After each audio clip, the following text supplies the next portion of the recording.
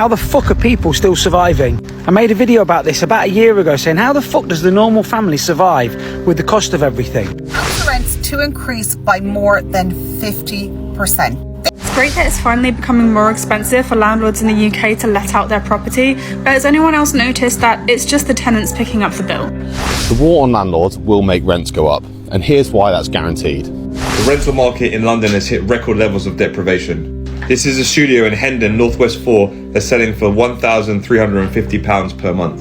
Landlord and renters, here's what's changing with the rent increases under the Renters' Right Bill. When this bill becomes law, all rent increases will have to follow one standard process. No more random changes or hidden clauses. So yes, I am moving. If you came from my original series where I moved from my mum's house where she kicked me out, I am now moving again. Your landlord will no longer be able to simply throw you out of your flat for no reason after May. That's part of the new Renters' Rights Act, which is pretty much one of the only good things that this Labour government has actually done. And I covered it in my documentary about Labour, and I'm not going to let my hatred of Keir Starmer stop me from talking about this because it does affect the lives of millions of people. Here you go. Now, you may have heard we have a bit of a housing crisis, and it's not just that 309,000 people are currently homeless in England alone, making it urgent to build more affordable homes. Today, I am providing over £5 billion of government investment to deliver our plans on housing next year.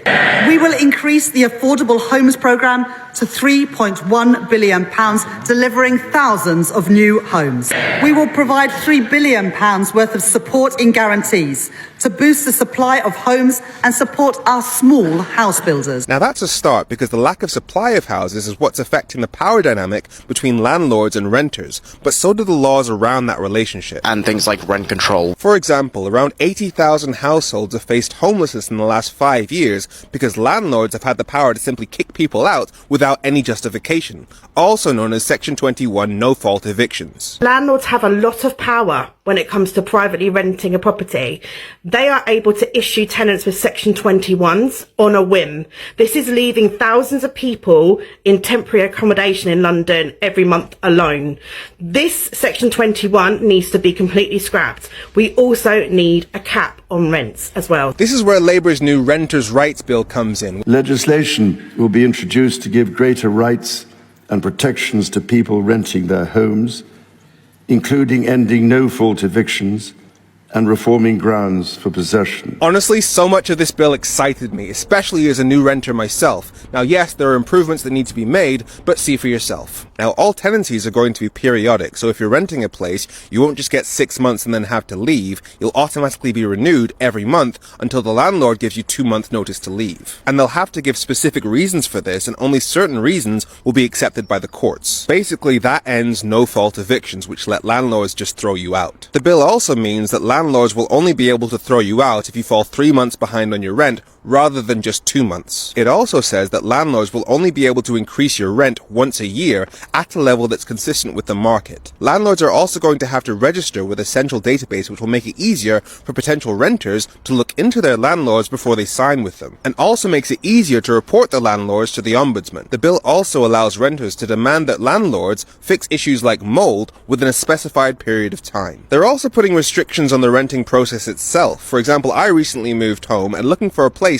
was hard. A couple of times I'd view a place alongside other people looking for a flat, and even though several of us would stay behind because we wanted to get the place, a couple of months later that place would still be on the market. Why? Because the landlord was trying to see if he could get more money. Landlords are squeezing us dry for the hell of it. And that's why the Renters' Rights Bill will require landlords to publish the amount they want for the property first, and if they accept anything higher than that, they can be fined up to £40,000. That should put an end to the bidding wars between potential renters, which is even more of an issue for ethnic minority renters. The young housing charity Generation Rent did experiments, and they found that black applicants who reached out to landlords to rent a place were 36% less likely to receive a positive response and 17% less likely to receive any response at all compared to white applicants. This causes a number of problems, because when you combine it with the bidding wars that renters have often been forced into, that leaves black applicants often having to pay more to live in the... Welcome back to Blighty Blighted, one of the last little corners of free speech left in this country.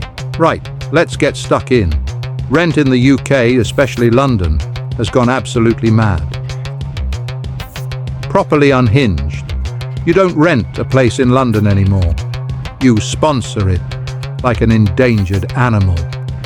You know things are bad when a room smaller than a broom cupboard costs more than my yearly pension, and half of them are broom cupboards. Cozy single room, the advert says. Hi, cozy if you're a hamster. People are paying £500 a month for a room where you can touch the bed, the cooker and the toilet without moving your feet. Studio flat, they call it. It's not a flat, it's a punishment. And the rent increases. Oh, they don't creep up anymore, they pounce. Landlord sends you a friendly note. Just a small adjustment to reflect the market. Aye, market's doing great. Tenants, not so much. Back in my day, if rent went up, you got something for it. New boiler, fresh paint, maybe a roof that didn't leak. Now you get a passive-aggressive email and a bill that could fund a small war. London, especially, has lost its mind. A one-bed flat for £2,200 a month. And that's if you're lucky. This is all part of government's new housing plan. The housing plan they launched yesterday, and it will see local authorities across the country increasing the cost of rent for their tenants. There is this belief, if you get a local authority house, it's a belief that only those who don't have local authority houses, I must say. But there is a belief that it's a free home. But anybody who has a local authority home knows it is anything but a free home. However, the rates that you pay are substantially less than those in the private rental market. And as we know, the private rental market, the average rent now stands at more than €2,000 a month, or €24,000 a year. Some people don't even earn that much. But now they want to come after council rents and they think that you should be paying more. Do you believe that council rents are too low and you should be paying more than you currently are? So we've just had our first people come round to view our flat. We currently pay £935 a month for our one bed flat, and the estate agent has just come in and they're putting it up to £1,200. That's not including bills or council tax. That's just revolting. Like, it's not a big flat, like it's not small, but it's not £1,200 for a one bed flat excluding bills, I think is mental. God, I'm so glad that I'm not having to find a new place to live in the UK. Jesus. You can forget the headlines as well. This is simple supply and demand, basic economics. According to the NRLA, 30% of private landlords now plan to leave the market because it has become unworkable. So if a third of suppliers leave a market, guess what happens to the rent? It goes up every single time. And here's the other bit that no one's actually mentioning. Corporate landlords love this. If every private landlord is forced out at a lower price, that means that it becomes a corporate acquisition's dream. So the government is calling this tenant protection, but if supply shrinks, what's going to happen to the tenants that are left there paying more rent? Follow for more real housing truths and comment, should we protect tenants or focus on increasing supply rather than restricting it? And just look at the state of it. All of this is in one room. I mean, just look at that rug. Now, we all know London is known for having a shocking rental market. And with the cost of living crisis and inflation going through the roof, things are getting worse and worse. But as you can see here, everything is literally squashed into one room. So there's the bed, there's the washing machine, there's the fridge, and there's a cupboard. And the fact that this is actually on the market for £1,350 per month is absolutely disgusting. Let's say the average person brings home about £2,500 a month after tax. That is literally more than half their monthly wage. So unless you have money now, living in London is going to become uninhabitable. So the only real winners of this game are the ones that own the assets, and these are inherently the landlords. But things are really, really getting bad if someone is willing to charge £1,350 per month to live in this squalor. And this just solidifies what I've been saying on this account, which is that London is going to become a playground solely for the rich. It is becoming an unlivable city for people that earn an average wage, and they will slowly be moved out of London because they will not be able to afford it. Well, the time has come, peeps. It's finally here. I'm going to have to start selling pictures of my feet, jars of my sweat,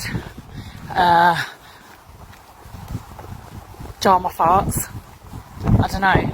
Anything else? My used slippers. My used whatever. I don't know. People have weird fetishes out here, but I'm here for it. My rent is now $1,600 a month. And yeah, I just want to cry. I just want to cry. So any tips on how I can make some like a regular side hustle, you know?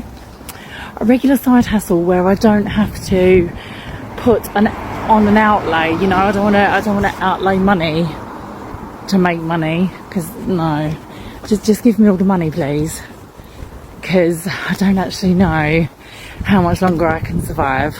I'm gonna have to run away up north at this point.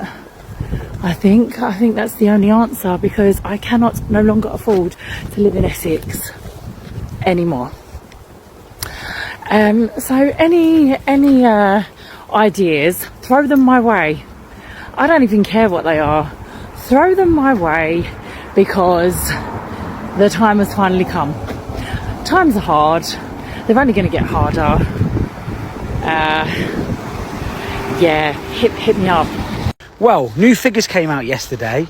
The average rent in the UK now is £1,400 a month. So, you've got to earn just over £15,000 a year after tax just for your rent. That doesn't include household bills, gas, electric, mortgage, council tax. It doesn't include food, doesn't include your Sky, your internet, your mobile phone, doesn't include petrol for your car, doesn't include tax for your car, doesn't include insurance.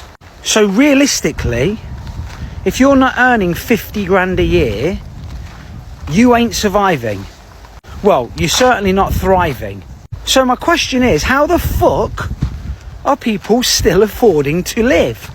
Council tax goes up every year, gas and electric goes up every year, inflation goes up every year, people's mortgages are going up. How is this a thing? How is the average rent £1,400 a month? I'm flabbergasted. Fucking broken Britain. There's gonna be nothing left soon.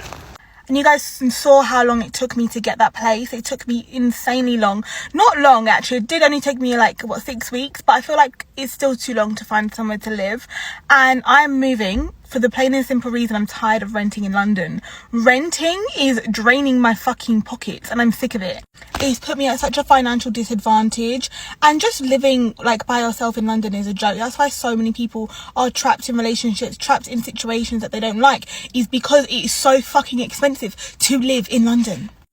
I'm also tired of feeling trapped, I'm just trapped in one place. I need the flexibility, I need the freedom, I need to just be able to pick up and go whenever the fuck I want. And right now, living where I live, I just can't do that, because obviously I'm tied down to paying my rent every single month, which yes puts a roof over my head, but it also limits me financially and what I can do in my life. So I'm going to be staying with my best friend for a little while, and this kind of figuring my life out. I'm 27, I have no relationship, I have nothing holding me back. I don't know what's going on. Things are very confusing for me right now, and I just paying all this money for rent is not helping me figure out what I want to do, because if I am going to move into my own place, a 1-bedroom, it's going to cost me a lot more, and I just can't afford it. I'm £34,000 a year, and it's not enough. I'm sorry, people are oh, it's such good money. It's not. 34 grand is nothing, and it's definitely fuck all in London. I know people be oh, then just stop traveling or just stop spending so much money. How ridiculous does that sound? You want me to stop traveling for what? Because traveling is this massive luxury, and only the richest people are allowed to experience it. No, traveling has become so much more affordable. I don't understand why we must slow down just so that we can have a life in the UK. Fuck that. I don't want that. So that's why I'm moving. That's what's happening. I'm moving in 2 weeks. Before 2020, landlords, or what I like to call land bastards, had some tax relief on their properties because they were able to deduct mortgage interest payments from their rental income. Thankfully, that is being phased out. Also, stamp duty has increased from 3% to 5% for buy-to-let properties. We love to see it. But I want to know how many tenants in the UK have seen a drastic increase to their rental prices. Me personally, I live in a one-bed apartment, very small apartment. I pay £900 a month for it. My lease is up in June. My landlord tried to increase that to £1,100 a month. That is an increase of £200 a month. That is an increase of over 20%. Plus, my EPC rating is like an E or something. Like, the apartment I live in is not fit to live in during the winter months. My winter bill was £250 for a single occupant because he did nothing to try and insulate this place. He does not care. So whilst I think it's great that Labour has introduced these incentives to protect tenants, it's also kind of insulting that they've done that without introducing any cap on how much rents can increase. 20%? My salary has not risen 20%. You cannot say that it's inflation, like 20%. Luckily, I have been saving hard and I'm on my way to be purchasing an apartment, but way quicker than what I had previously planned, because I am not doing another winter here and I am not paying £200 more per month for my pokey little apartment, which does not retain any heat. When I tell you I got chilblains on my feet throughout the winter, I'm not joking. I've got rugs everywhere in my place. Anyway, anyone else who has reached the end of their rental agreement and has seen a huge hike from their landlords, I want to know, how much was it? How much of a percentage increase? And did you fight back? Are there any protections for people who rent in the UK, for people who are paying off mortgages of people who already have monopolised housing and who are already making a significant income from monopolising property? And what else do we need to ensure that landlords aren't taking the piss out of us and to ensure that more of us can get onto the housing market? So first, landlords will only be able to increase the rent once a year. That's it. Whether you're renting or letting, it's just one increase every 12 months, no more, no less. Second, the rent increase has to match the current market rate. This means what the property would be worth if it was empty and being advertised today. Landlords can't just pick a number and renters can't be charged more what the market says is fair. Third, any rent rise has to be sent using a Section 13 notice. This comes with a 2 months notice period, giving renters time to prepare and landlords time to do it properly. Fourth, renters will now have the power to challenge any increase they think is unfair. If the new rent seems too high or above the market value, they can dispute it. And finally, for landlords, this is important. You won't be allowed to raise the rent using rent review clauses anymore. Those automatic increases that are written into most tenancy contracts today, they're being scrapped. So whether you rent out a property or live in one, these changes are coming and they're going to affect how rent is handled moving forward. So make sure you're ready and you're aware of it. Dear VA, I rented my property about 10 years ago to a single working gentleman. I never raised the rent once in 10 years. Recently, I approached the tenant for a reasonable rent increase after 10 years. He refused. In fact, he became quite awkward and difficult to deal with. I cannot afford to sustain this tenancy on a rent of 10 years old. What do I do? Well, here's what the agency did. We approached the tenant with a rent increase, a reasonable one with reasonable notice, and we gave him the option to accept this rent increase or he would have to leave the property. He did not accept the rent increase, so we have served him a Section 21, giving him 2 months' notice to vacate. The Section 21 has expired now, and he has still not left the property. He's trying to negotiate with us through his landlord for an extension on the same rent. This will not be happening, so we will now seek order of possession via the courts. I think the landlord has been reasonable enough.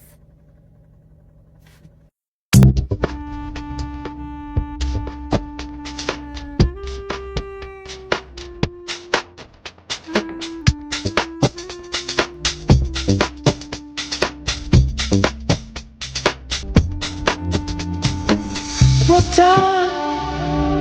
I was young, but you got no time. Better late now.